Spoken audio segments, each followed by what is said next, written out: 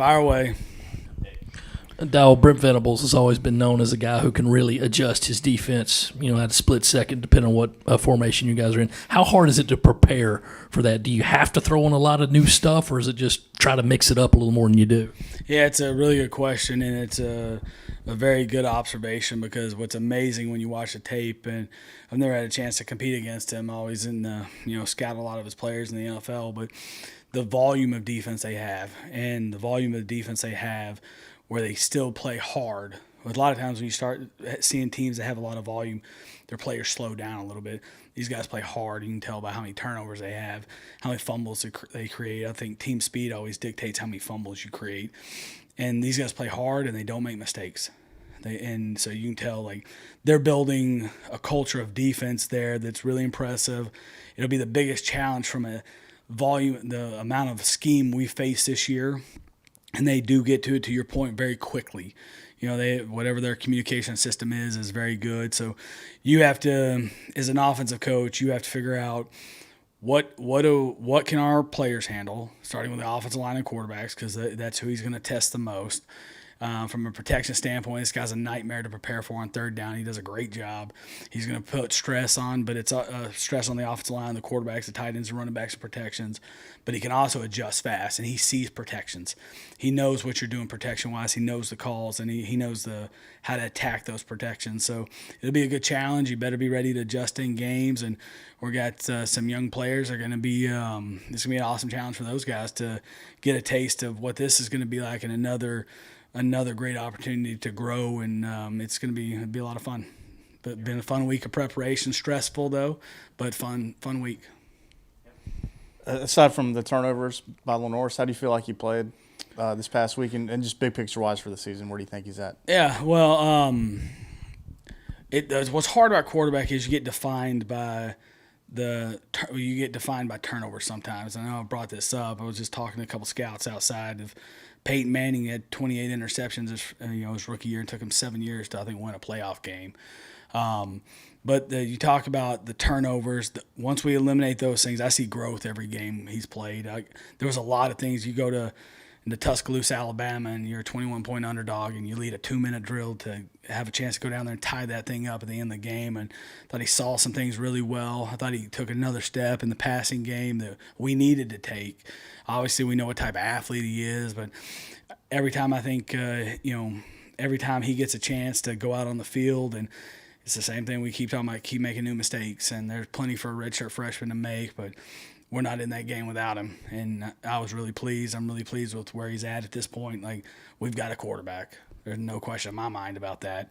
We're going to help this guy eliminate the turnovers, but it's the fine line too, because he made a Superman play when the ball that should have been about an 85-yard touchdown, and made a Superman play. Ball's on the ground. You guys know I went to Arkansas. I'm having flashbacks to Clint Sterner and 8-0 versus Tennessee, and like having flashbacks to that. But I remember Coach Fisher's advice when we were in Tennessee, and we would tell Coach Chow and Coach Heimerdinger and myself, like, don't take away the best part of this player now. Don't take away. There's going to be some sacks. There's going to be some turnovers. As he's young and he's growing, he's got to figure out when the journey is over. But he puts that ball on the ground. He gets away from those guys and throws a great throw down the right sideline, and that's what we're dealing with. We're a very special, talented player that has to learn and grow and go through the only way to grow through this stuff is to go through it. But that play he made, it was a long incompletion on a third down that he came off the bench to go do on a third down. But when you watch that, it gives you see how bright his future is going to be. We got to keep teaching him, hey, this is when the journey's over on the sack, on the turnover on that one. That's on me. That's on me. Like, you guys know, like, when we take sacks, I'm on his butt about you can't take sacks. He's trying to do what his coach asked him to do. He's trying to throw the ball away because his coach tells him, don't take sacks. You got to know where your checkdowns are. Climb the pocket, check it down, don't take sacks. So when that stuff happens, to me, that's him learn. It's another opportunity for him to learn and say, hey, I got to know when it's over. When I'm in the grasp, I know what my coach is telling me, don't take sacks and be smart with the ball. But, like, on that, he'll get better with that stuff. So I'm super excited about where he's at.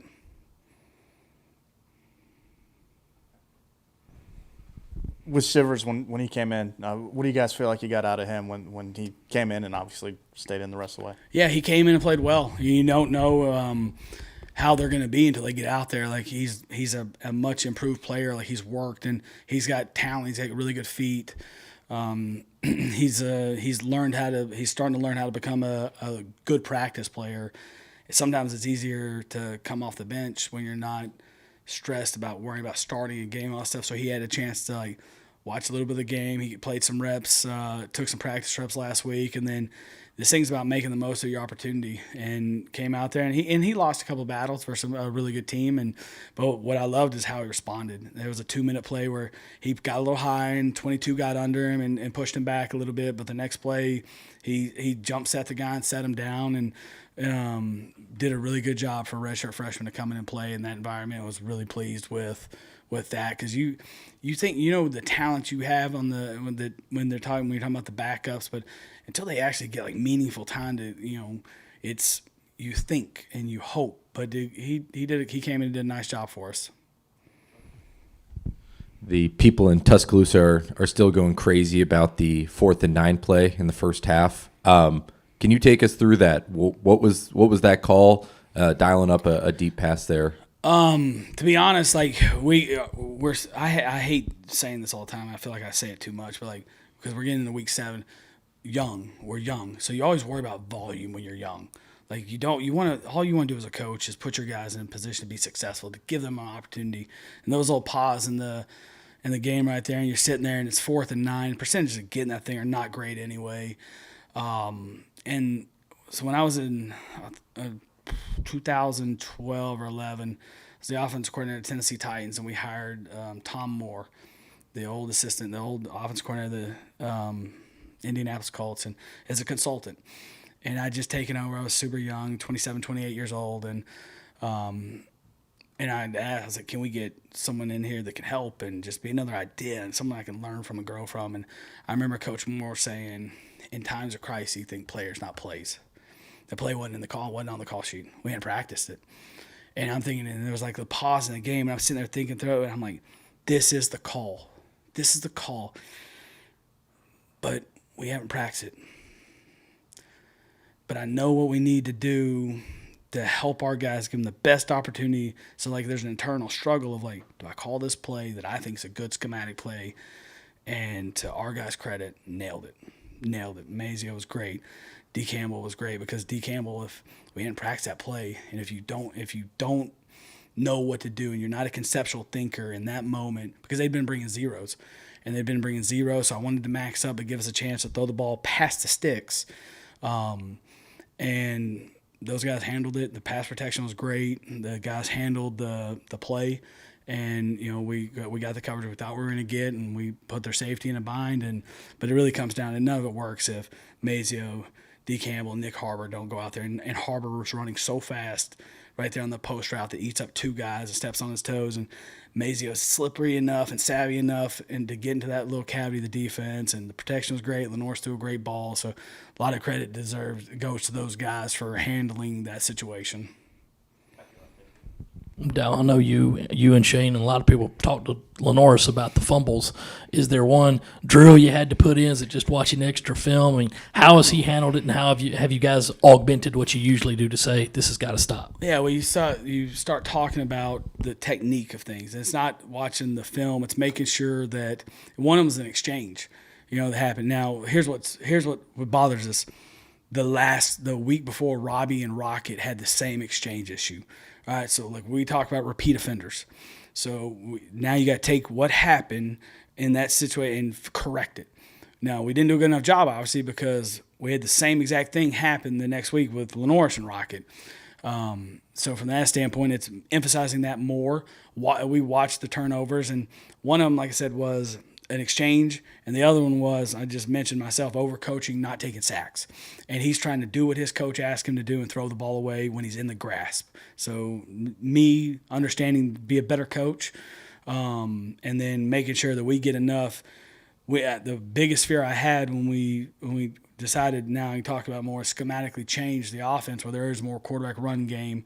Last year I thought we did a good job of eliminating turnovers. Well, now there's more exchange issues. There's more things going on with zone reads and triple options. So the ball's in jeopardy more naturally, making sure that we understand that it's strong hands through the mesh with the quarterback. He's got from his back hip to his front hip to make a decision with strong hands in those meshes. And, the good thing for, Mike Shula helps me some with the QBs, and like had my experiences with Vince Young and some of the guys I've had his experience with Cam, and you just keep doing it. You keep working it, and it's not secret outside of being good with technique, making sure that you don't do the same mistake twice, which we did. So shame on us as a coaching staff and myself, really, not no one else, to correct that, and then you attack it with everything you have to fix that thing, because it can't keep happening now, because we are going to continue to do what we do schematically, and there are going to be there's more ball handling than ever before. So that's part of it, but it can't be. Sometimes you say, hey, that's the cost of doing business. That's not. The ball on the ground one time is too many. So it's making sure that we're putting Lenoir in a situation that we're practicing the right things, that we're emphasizing the right techniques, and that we're putting him in these situations where sometimes when you go over to ball handling, it's just, hey, it's just it's the running back and the quarterback, and they're doing that, but we're putting guys over there, make a read, we're making a second pitch, we're swiping at the ball, we're doing all those things to make sure we put him in a situation to be successful. Two quick ones. Going back to Mazio and Lenoris, what do you think's allowing them, particularly as kind of a duo, to gel so well? I know they're both young, but maybe besides that, could you give a little more insight? And then how important is it to keep the momentum going, knowing that you have a stoppage in play with the bye week coming up? I think it's those two. Confidence only comes from demonstrated ability. And I think when those two they've gelled because it's work for them. They put in the time throwing in practice. They have a good relationship where they communicate well. You give a lot of credit to both of them because they are young, but they're both intelligent kids. Like, they get it. And Mazio's the same way. Like, Mazio, when you guys talk, I don't know how much you guys get taught to him, but like, extremely competitive, extremely like just intense personality, and wants to be good. And you could feel it when you talk to him. Like, it comes through the phone when you're FaceTiming him. It comes through, like, when we're recruiting him, I'm like, wow, like, is this every day? And that's how it is. Like, he attacks this thing. He wants to be good. And it goes back to his mom and dad. When you're around those people, it's like, wow, like, this is a real kid that's got real conviction about who he is, real confidence about who he is. I think that's a big part of it. You're talking about they're confident in different ways. Mazio is wide receiver confident, and Lenoris is humble confident, but both of them have a real confidence about themselves, that they're convicted in what they do, and they have confidence. Like, when knowledge builds confidence, confidence allows you to play fast.